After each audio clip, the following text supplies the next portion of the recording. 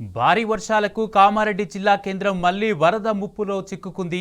GR colony, housing board కాలనీల మధ్య ప్రవహిస్తున్న పెద్దబాగు ఇప్పుడు మరోసారి ఉధృతంగా మారింది. వరద నీరు బ్రిడ్జిని తాకుతూ ప్రవహిస్తోంది. ఈ ప్రాంతాల్లో నివసించే వారు అప్రమత్తంగా ఉండాలని అధికారులు స్పష్టమైన సూచనలు జారీ చేశారు. ఇప్పటికే కొన్ని ఇళ్లలోకి నీరు చేరడంతో ప్రజలు భయంతో ఉన్నారు.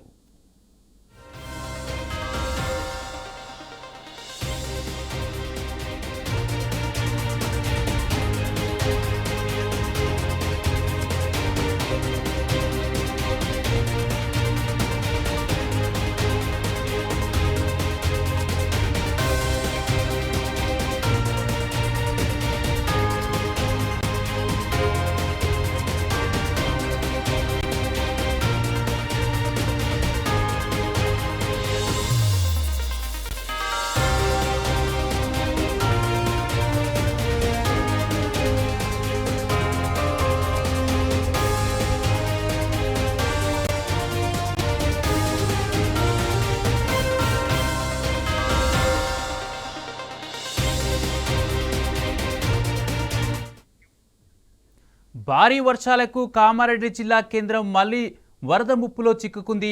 జీఆర్ కాలనీ, హౌసింగ్ బోర్డు కాలనీల మధ్య ప్రవహిస్తున్న పెద్దవాగు ఇప్పుడు మరోసారి ఉధృతంగా మారింది. వరద నీరు బ్రిడ్జిని తాకుతూ ప్రవహిస్తోంది. ఈ ప్రాంతంలో నివసించేవారు అప్రమత్తంగా ఉండాలని అధికారులు స్పష్టమైన సూచనలు జారీ చేశారు.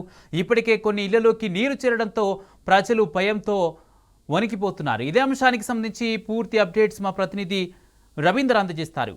రవీందర్, మళ్లీ కామారెడ్డి పట్టణానికి వరద ముప్పు పొంచి ఉంది. కామారెడ్డి జిల్లా కేంద్రంతో పాటు చుట్టుపక్కల గ్రామాల ప్రజలు ఆందోళన వ్యక్తం చేస్తున్నారు. ఇటు పెద్దవాగు, అదేవిధంగా ఇటు NH-44 కానుకున్నటువంటి చెరువుతో పాటు ఉధృతంగా ప్రవహిస్తుంది. సుదూర ప్రాంతాల్లో కురుస్తున్నటువంటి భారీ వర్షాలకు, అదే విధంగా వాగు క్యాచ్మెంట్ ఏరియాలో కురుస్తున్నటువంటి ఎడతెరిపి లేకుండా కురుస్తున్నటువంటి వర్షాలకు కామారెడ్డి మళ్లీ జల దిగ్బంధంలోకి వెళ్లే పరిస్థితి ఉందని కామారెడ్డి జిల్లా కేంద్రంతో పాటు చుట్టుపక్కల ఉన్న గ్రామ ప్రజలు ఆందోళన వ్యక్తం చేస్తున్న సందర్భం స్పష్టంగా కనబడుతుంది. మొన్న ఇన్సిడెంట్ ని మరొక ముందే మళ్లీ అదే రిపీట్ అయ్యే ప్రమాదం ఉందని ఆందోళనలో స్థానికులు ఉన్నారు.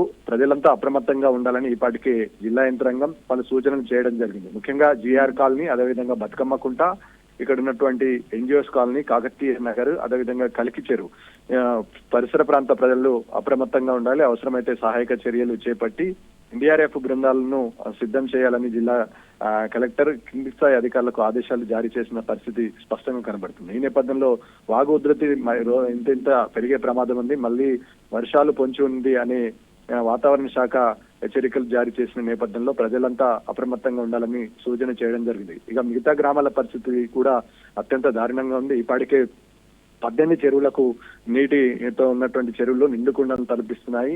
ముఖ్యంగా ఇటు చిన్నమల్లారెడ్డి, అదేవిధంగా పక్కన ఉన్న అడ్లూరు ఎల్లారెడ్డి చెరువు, అదేవిధంగా ఇటు మాచారెడ్డి పరిసర ప్రాంతాల్లో ఉన్నటువంటి కనెక్టివిటీలు రాకపోకలకు అంతరాయం కలుగుతుంది. చెట్లు, గన్లు తెగిపోవడం జరిగింది. ఈ నేపథ్యంలో ఇటు మాచారెడ్డి, అదేవిధంగా సోమారంపేట వెళ్లాల్సినటువంటి రహదారి పూర్తిగా జల దిగ్బంధంలోకి వెళ్ళింది. అటు నిజామాబాద్ జిల్లా పరిస్థితి కూడా అదే విధంగా ఉంది. గోదావరి ఉగ్రరూపం దాల్చింది. ఈ నేపథ్యంలో అటు జల దిగ్బంధంలో అనేక గ్రామాలు ఉన్నాయి. ముఖ్యంగా అంగర్గ గ్రామం జల దిగ్బంధంలో ఉంది. మాంజీర పరిసర ప్రాంతాలతో పాటు గోదావరి ఉధృతంగా ప్రవహిస్తుంది. అటు ప్రాజెక్టు క్యాచ్మెంట్ ఏరియాలతో భారీ వర్షాలతో ఉంది కాబట్టి ప్రాజెక్ట్ క్యాచ్మెంట్ ఏరియాలో భారీ వర్షాలు కురుస్తున్నాయి. ఈ నేపథ్యంలో దిగువ ప్రాంతంలో ఉన్నటువంటి వర్షానికి ఎక్కువగా ఇళ్లలోకి నీరు చేరే ప్రమాదం ఉందనే ప్రమాదం అంచనా పలు గ్రామాలు, పల్లెలు నిజామాబాద్ జిల్లాలో కూడా ఉన్నాయి. ఇటు SRSP కూడా పరిస్థితి అగమ్యగోచరంగా ఉందని చెప్పవచ్చు. దాదాపుగా 39 గేట్లను ఎత్తి నీటిని దిగువకు విడుదల చేస్తున్నారు. ఫ్లోటింగ్ కూడా విపరీతం, దాదాపుగా 2 లక్షల క్యూసెక్ల ఇంట్లో కొనసాగుతుంది. మరింత పెరిగే ప్రమాదం ఉందని అధికారులు చెప్పడం. అటు కామారెడ్డి జిల్లాలో ఉన్నటువంటి నిజాం సాగర్ ప్రాజెక్టు కూడా పరిస్థితి దాదాపుగా అదే ఉంది. దాదాపు ఇక్కడ ఉన్నటువంటి 16 గేట్లను ఎత్తి నీటిని దిగువకు చేస్తున్నారు.